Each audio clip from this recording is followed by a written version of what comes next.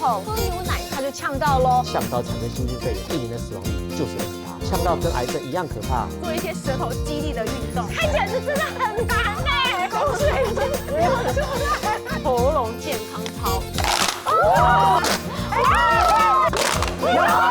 哎，你喊哪里啊？不要紧张啊，深呼吸。周一到周五下午2点，周六日晚间7点，健康2.0，照顾你的健康。